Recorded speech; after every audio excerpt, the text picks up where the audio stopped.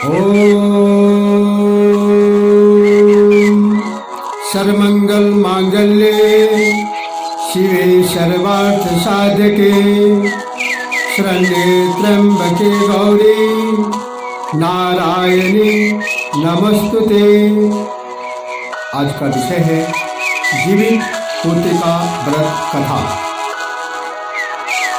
यह पावन पर्व आश्विन मास कृष्ण पक्ष अष्टमी तिथि को मनाई जाती है। इस त्योहार में महिलाएं अपने बच्चों के संपूर्ण रक्षा के लिए निर्जला व्रत करती है। यह पावन त्योहार बहुत ही उत्तम है। इसका शुभारंभ सतयुग में हुआ था।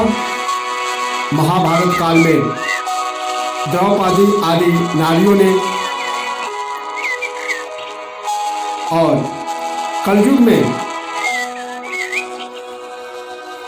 शौनक आदि ऋषियों के पूछने पर सूत जी ने इस कथा के विषय में विस्तार से बताया था। इस व्रत में सर्वप्रथम भगवान जीवित वाहन और माँ भगवती के षष्ठी स्वरूप माँ कात्यायनी का जीवितिया के रूप में पूजन होता है। सर्वप्रथम संकल्प लेकर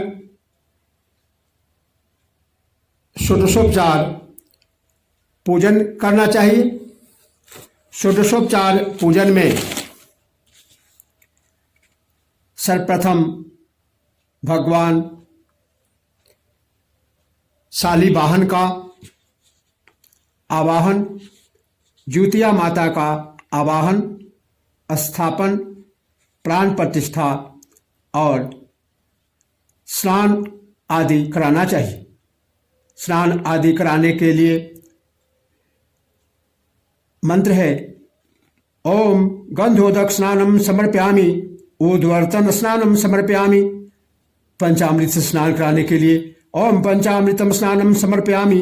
दूध से स्नान कराने के लिए संक्षेप में ओम पय स्नानम समर्पयामि, दधि स्नानम समर्पयामि, घृत स्नानम समर्पयामि, मधु स्नानम समर्पयामि, शर्करा स्नानम समर्पयामि, शुद्धोदक स्नानम समर्पयामि, गंगा जलम समर्पयामि, वस्त्रो वस्त्रम समर्पयामि, यज्ञोपवीतम समर्पयामि, उपवस्त्रम समर्पयामि, गंध समर्पयामि, ओम अक्षता समर्पयामि, ओम पुष्पम पुष्पमालां च समर्पयामि, ओम दुर्वांकुरान् समर्पयामि, ओम नाना परिमल द्रव्याणि समर्पयामि, ओम सुगंधि द्रव्यम समर्पयामि, ओम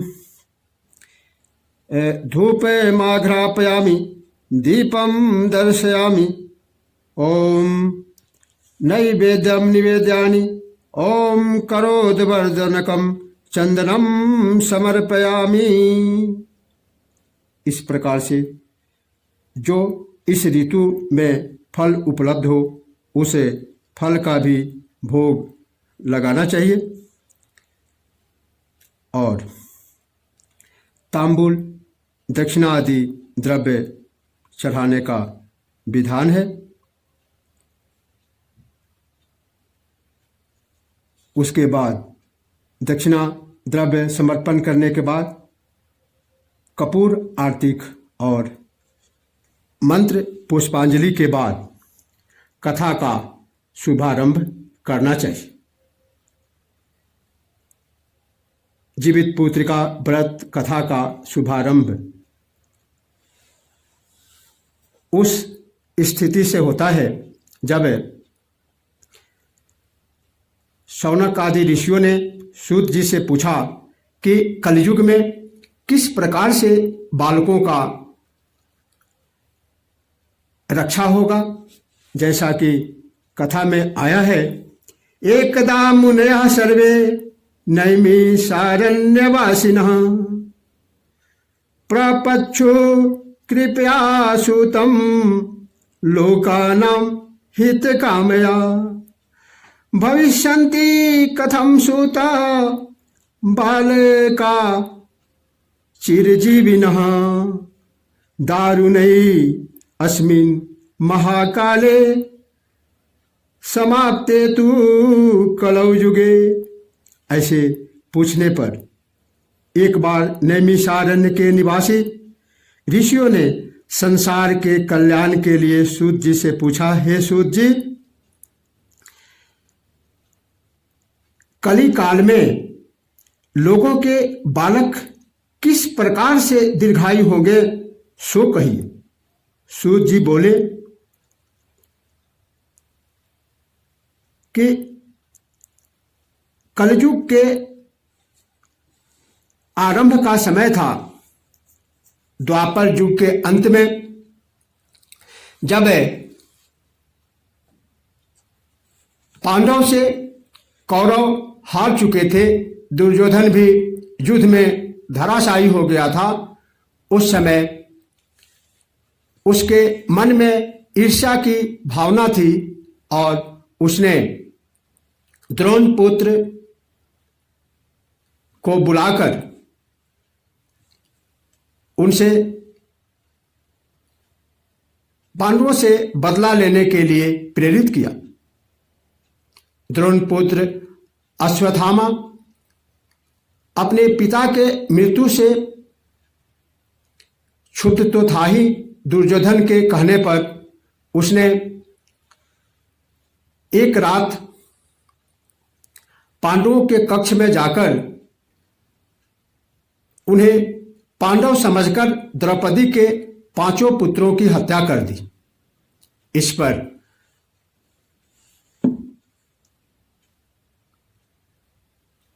द्रौपदी बहुत व्याकुल हुई और अर्जुन अश्वत्थामा के जो मणि था उसे छीन लिया।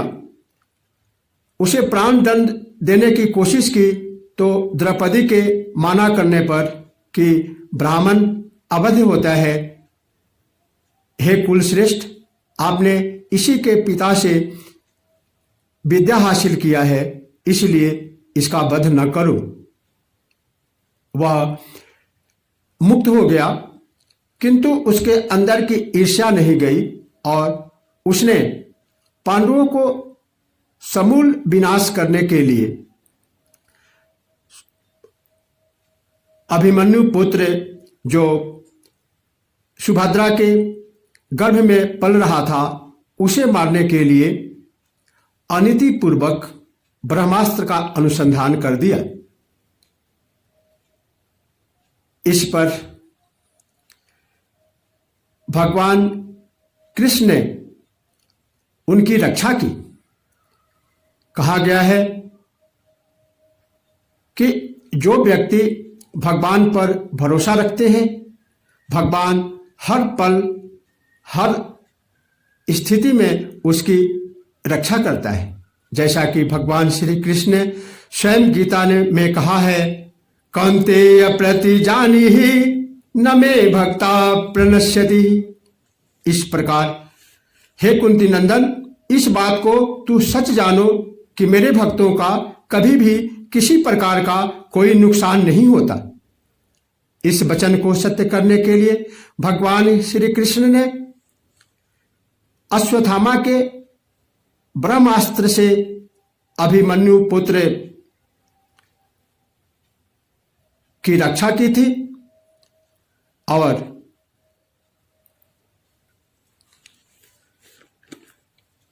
उसके बाद द्रौपदी आदि स्त्रियों ने अपने बच्चों की रक्षा के लिए कौन सा तप, कौन सा व्रत किया जाए, इसे पूछने पर धौम ऋषि ने जीवित पुत्रिका व्रत कथा का विधान बताया था। एक बार नैमिषारण्य निवासी ऋषियों ने संसार के कल्याणार्थ सूर्य जी से पूछा। सूर्य जी ने कहा कि ऐसे ही प्रश्न पूछने पर गौतम जी ने जैसे कहा था मैं उसको कह रहा हूं।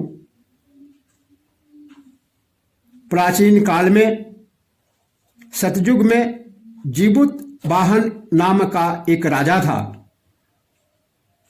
उसने एक बार अपने पत्नी के साथ ससुराल गया और वहां आधी रात को करुण क्रंदन सुनकर के उसका हृदय विदीर्ण हो गया और उस स्त्री से उसने पूछा और ऐसे करुण क्रंदन का क्या कारण है। इस पर स्त्री ने बताया कि हे राजन, इस गांव में गरुड़ आता है और सभी बालकों को खा जाता है। हम कुछ कर नहीं पाते हैं। एक माता के साथ सामने उसका पुत्र छीन जाए, यह बहुत दुख की बात है। उसके करुण क्रंदन से महाराज जीमूत वाहन ने उसे आश्वासन दिया कि हे माता, तुम क्रंदन न करो, मैं अभी गरुड़ से रक्षा के लिए, तुम्हारे बालकों की रक्षा के लिए अभी मैं कोई प्रयत्न करता हूं। महाराज जीमूत वाहन उस गरुड़ के पास गए। गरुड़ ने महाराज जीमूत वाहन के मांस भक्षण करना शुरू कर दिया। जब आधा शरीर का मांस भक्षण कर गया तो दूसरे तरफ के भी शरीर उसके सामने सुपुर्द कर दिए। इस पर गरुड़ को बहुत आश्चर्य हुआ। उसने सोचा ऐसा कोई आम मनुष्य नहीं कर सकता, यह जरूर कोई देवता है। गरुड़ ने पूछा, तुम कौन हो, सच सच बताओ। जीमूत वाहन ने कहा कि हे गरुड़ जी, मैं सूर्य वंश में उत्पन्न महाराजा शालीवाहन का पुत्र जीमूत वाहन, मेरी माता का नाम शैव्या है। ऐसे बातों को पूछने से क्या लाभ, आप अपना क्षुधा तृप्त कीजिए। इस पर गरुड़ को और भी आश्चर्य हुआ और गरुड़ ने उनसे वर मांगने के लिए कहा। राजा ने कहा कि यदि आप वास्तव में प्रसन्न हैं तो आपने अभी तक जितने बच्चों को खाया है उनको पुनर्जीवित कर दें और इस गांव में रहने वाले किसी भी बच्चों की हत्या न करें। इस पर गरुड़ जी ने कहा तथास्तु और पाताल लोक चले गए। वहां से अमृत ला करके उसे हड्डियों पर अमृत का वर्षा किया। इससे सभी बालक जीवित हो गए। सभी बालकों के जीवित होने से उस गांव के में हर्ष और खुशहाली का आलम उमड़ पड़ा।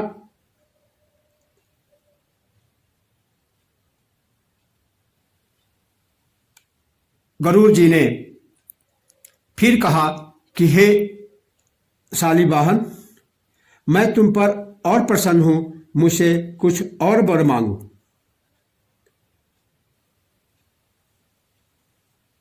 राजा के कहने पर कि हे गरुड़ जी, कोई ऐसे उपाय बताएं जिससे सभी युगों में बालकों की रक्षा हो, कोई अकाल मृत्यु न हो। इस पर गरुड़ जी ने बताया था कि आश्विन मास कृष्ण पक्ष अष्टमी तिथि के दिन जो भी जीवित वाहन जीवतिया का व्रत करेगा, जीवित पुत्रिका का व्रत करेगा, उसके बालक दीर्घायु होंगे, उन्हें कभी भी अकाल मृत्यु का सामना नहीं करना पड़ेगा। इस कथा को नर्मदा नदी के तट पर वहां पेड़ पर बैठे एक चील और उसी के गुफा में बैठे हुए एक सियारिन ने सुन लिया और उन्होंने भी संकल्प किया कि हम भी आश्विन मास कृष्ण पक्ष के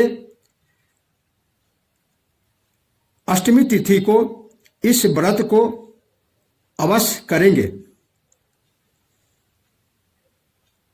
आश्विन मास कृष्ण पक्ष के अष्टमी तिथि को जब जीवित पुत्रिका व्रत का समय आया, उस समय संकल्प करके विधि विधान के अनुसार उस चील और सियारिन ने उस व्रत को किया। किंतु जैसे ही कोई मृत मुर्दा दिखाई दिया, जो सियारिन थी वह उस मुर्दा को खा लिया। इस प्रकार उसका व्रत भंग हो गया।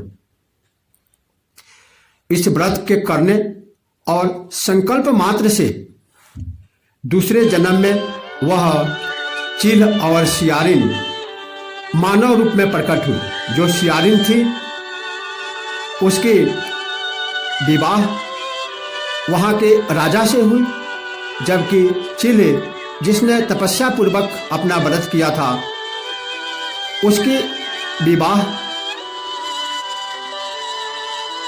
वहां के मंत्री के साथ हुई। कुछ दिनों के बाद चील के जितने भी चील का नाम जो दूसरे जन्म में मनुष्य रूप में हुई, उसका नाम शीलवती था। शीलवती के सारे बच्चे स्वस्थ और बहादुर होते थे, किंतु वही जो सियारिन थी उसके बच्चे मर जाते थे। और चूंकि वह राजपद पर स्थापित थी, इसलिए उसे शीलवती अपने बहन से बहुत ईर्ष्या होती थी। जब शीलवती के सातों पुत्र राजा के दरबार में काम कर रहे थे, उसी समय उसने आदेश देकर उसके सातों पुत्रों को ईर्ष्यावश मरवा दिया। लेकिन जीवित पुत्रिका व्रत के प्रभाव से भगवान शालिवाहन प्रकट हुए और उन्होंने उन्हें पुनर्जीवित कर दिया। जब वह जाकर के उसकी बहन ने अपने बहन शीलवती के घर देखा कि इसके सातों पुत्र जीवित हैं, तो उसको आश्चर्य का ठिकाना नहीं रहा। यह सब कैसे हुआ? इस पर शीलवती ने बताया कि पूर्व जन्म में तो मैं चील थी और तू सियारिन थी, तूने अपना व्रत भंग कर दिया था। केवल संकल्प मात्र से तू सियारिन से मनुष्य हुई है और राजा के साथ तुम्हारी विवाह हुई है, लेकिन मैंने अपना व्रत भंग नहीं किया था, इसलिए हमारे पुत्र जीवित हैं। और उसी स्थान पर ले गई जहाँ पर ये दोनों चील और सियारिन के रूप में रहते थे। जैसे ही सियारिन को अपने पूर्व जन्म का याद आया, वह वहीं पर मूर्छित हो गई। इसी के साथ इस द्वितीया व्रत कथा का समापन होता है। कहते हैं कि व्रत निष्ठापूर्वक नियम पूर्वक करना चाहिए, तभी उसका पूर्ण फल मिलता है। भगवान जीवित वाहन और माता द्वितीया के रूप में माँ दुर्गा की कृपा, माँ कात्यायनी की कृपा, भगवती कात्यायनी की कृपा कथा श्रवण करने वाले अपने भक्तों पर सदैव बनी रहे। इसी के साथ कथा का समापन होता है। बोलिए दुर्गा माता की जय। जीवित पुत्रिका व्रत की जय।